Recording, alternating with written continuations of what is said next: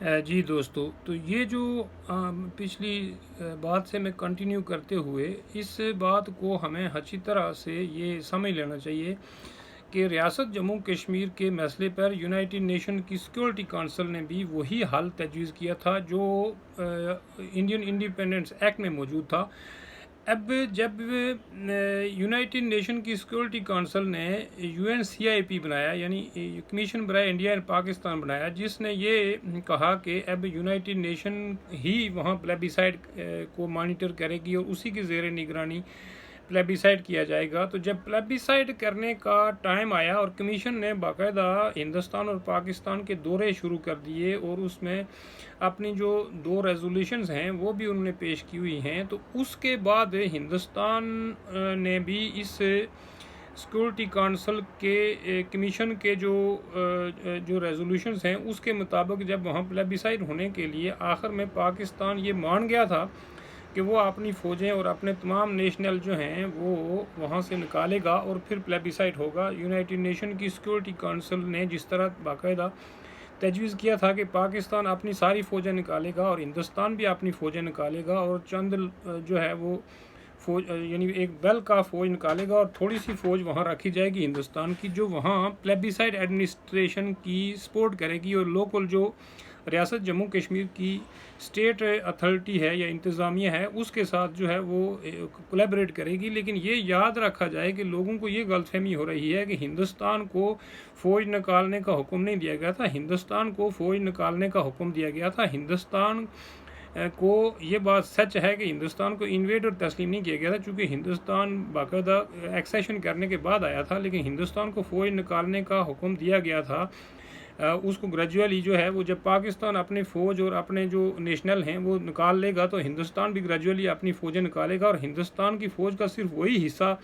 रियासत जम्मू कश्मीर में रहेगा जो प्लेबिसाइड एडमिनिस्ट्रेशन की सपोर्ट करेगा या उसके साथ कोलैबोरेट करेगा। तो अब याद रखा जाए कि हिंदुस्तान की फ़ौज जो रियासत जम्मू कश्मीर में रह जाती है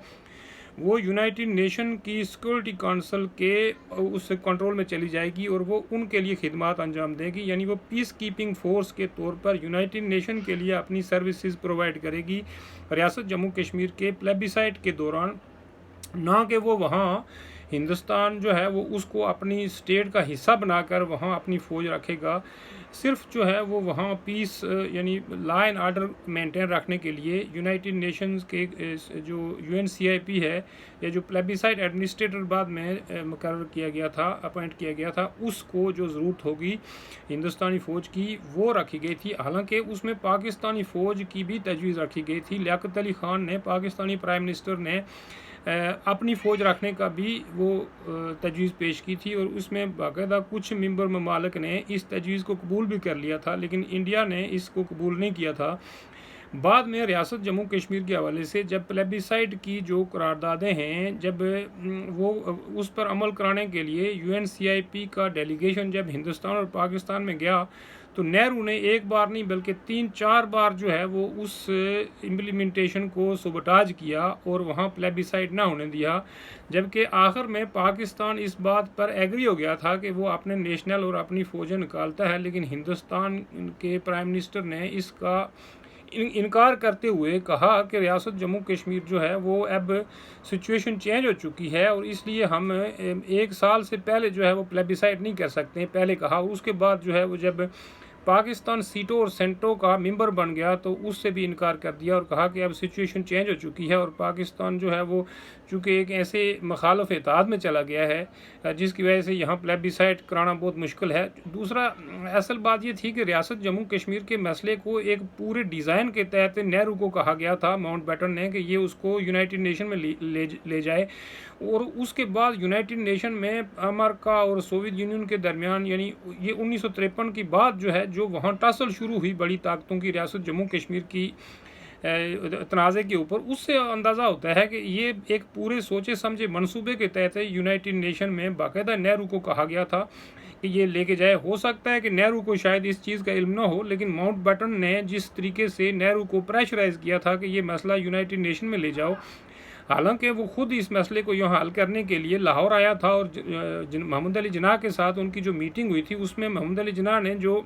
तजवीज़ पेश की थी उसमें ये कहा था महमूद अली जिन्ना ने पाकिस्तान के उस वक्त के गवर्नर जनरल ने कि तुम इंडिया के गवर्नर जनरल हो लॉर्ड माउंटबेटन और मैं पाकिस्तान का गवर्नर जनरल हूँ, तो हमारी सुपरविजन में यानी हिंदुस्तान और पाकिस्तान के गवर्नर जनरल की सुपरविजन में यहाँ ये फैसला प्लेबिसाइड कराते हैं और ये कराया जाए। उसमें सिर्फ जिन्ना ने यह कहा था कि ये जो शेख अब्दुल्ला की एडमिनिस्ट्रेशन है उसको ख़त्म करके यहाँ गैर जानबदार रियासती इंतज़ामिया कायम की जाए। ये बात यूनाइटेड नेशन में भी की गई थी और वहाँ भी